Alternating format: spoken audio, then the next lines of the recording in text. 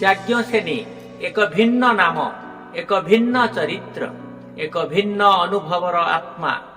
ସେ କୃଷ୍ଣଙ୍କର କୃଷ୍ଣା, ସେ ପାଞ୍ଚାଳ ରାଜ୍ୟର କନ୍ୟା ରତ୍ନ ପାଞ୍ଚାଳୀ, ସେ ଦ୍ରୁପଦ ରାଜାଙ୍କ ଝିଅ ଦ୍ରୌପଦୀ, ସେ ଭରତ ବଂଶର କୁଳବଧୂ, ସେ ମଧ୍ୟ ବିରାଟ ରାଜ୍ୟର ଶୈଳେନ୍ଦ୍ରୀ। ଏମିତି ଅନେକ ପରିଚୟ, କିନ୍ତୁ ଜୀବନର ଶେଷ ମୁହୂର୍ତ୍ତରେ ହିମାଳୟର ପାଦଦେଶରେ ସ୍ୱର୍ଣ୍ଣ ରେଣୁ ସ୍ପର୍ଶ କରୁ କରୁ ପଞ୍ଚୁପାଣ୍ଡବଙ୍କ ପତ୍ନୀ ପାଞ୍ଚାଳୀ ତଳକୁ ଖସି ପଡ଼ିଲେ।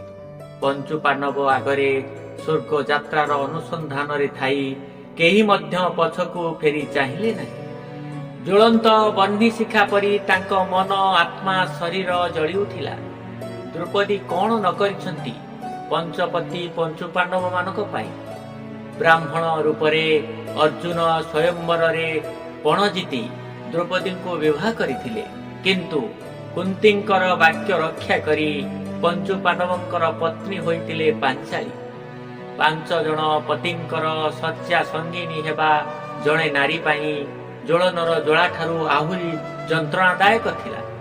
ତଥାପି ମଧ୍ୟ ଦ୍ରୌପଦୀ ଜୀବନଟାକୁ ଜ୍ୱଳନ୍ତ ଅଗ୍ନିଶିଖା ଭିତରକୁ ଠେଲି ଦେଇଥିଲେ। ଯାଜ୍ଞସେନୀ ତ ବାସ୍ତବରେ ଗୋଟିଏ ଅଗ୍ନିଶିଖା। ଯାଜ୍ଞସେନୀର ଜନ୍ମ ଯଜ୍ଞବେଦୀରୁ, ଯଜ୍ଞବେଦୀ ଯାଜ୍ଞସେନୀର ଜନକ, ଅଗ୍ନିଶିଖା ଯାଜ୍ଞସେନୀର ଜନନୀ। ଦ୍ରୁପଦ ରାଜାଙ୍କ କନ୍ୟା ଦ୍ରୌପଦୀର ଜନ୍ମ କାହାଣୀ ଏକ ପ୍ରତିଶୋଧ ଇତିହାସ। ପାଞ୍ଚାଳ ରାଜ୍ୟର ରାଜା ଦ୍ରୁପଦ ଏବଂ ଆଚାର୍ଯ୍ୟ ଦ୍ରୋଣ ଥିଲେ ବାଲ୍ୟବନ୍ଧୁ। ଅଭାବ ଅନାଟନରେ ଜୀବନ ଅତିବାହିତ କରୁଥିବା ଦ୍ରୋଣ ଏକଦା ବାଲ୍ୟବନ୍ଧୁ ଦ୍ରୁପଦଙ୍କୁ ଭେଟି କହିଲେ, ପାଞ୍ଚାଳ ନରେଶ, ମୁଁ ତୁମର ବାଲ୍ୟବନ୍ଧୁ ଦ୍ରୋଣ ତୁମ ପାଖକୁ ଗୋଟିଏ ଗାଈ ମାଗୁଣି କରିବାକୁ ଆସିଛି। ଦୟାକରି ମୋତେ ପ୍ରଦାନ କରନ୍ତୁ। ଅହଙ୍କାରରେ ମତ୍ତ ହୋଇ ରାଜା ଦ୍ରୁପଦ ଦ୍ରୋଣଙ୍କୁ କହିଥିଲେ, ଜଣେ ଭିକ୍ଷୁକ ବ୍ରାହ୍ମଣ ଜଣେ ରାଜାର ବନ୍ଧୁ ହେଇପାରିବ ନାହିଁ।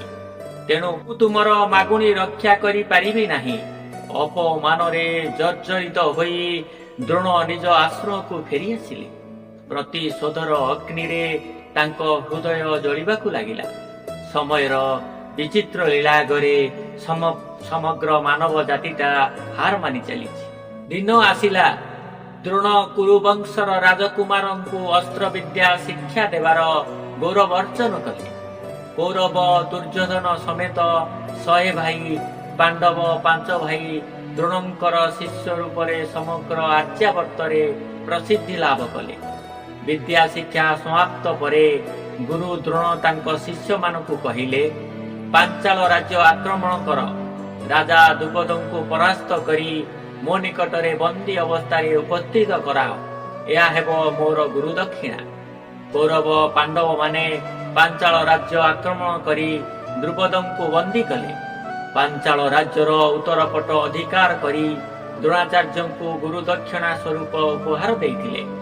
ଦ୍ରୋଣ ହେଲେ ପାଞ୍ଚାଳ ରାଜ୍ୟ ଉତ୍ତର ପଟର ଅଧୀଶ୍ୱର। ପାଞ୍ଚାଳ ରାଜ୍ୟର ରାଜା ଦ୍ରୁପଦ ରାଜ୍ୟର ଅର୍ଦ୍ଧେକ ହରାଇ ଅପମାନର ଜ୍ୱାଳାରେ ଜର୍ଜରିତ ହୋଇପଡ଼ିଲେ। ଦ୍ରୋଣଙ୍କ ସହ କପଟ ମିତ୍ରତା କରି ପ୍ରତିଶୋଧର ଅଗ୍ନିରେ ଜଳୁଥିଲେ। କାଶ୍ୟପ ଋଷିଙ୍କ ଉତ୍ତରାଧିକାରୀ ଯାଜ ଋଷିଙ୍କୁ ସେବା କରି ତାଙ୍କର ଉପଦେଶ କ୍ରମେ ଏକ ଯଜ୍ଞର ଆୟୋଜନ କରାଗଲା। ଏହି ଯଜ୍ଞରେ ପୁରୋହିତ କର୍ମରେ ଯାଜ ଋଷି ଯଜ୍ଞ ସମ୍ପାଦନ କରିଥିଲେ।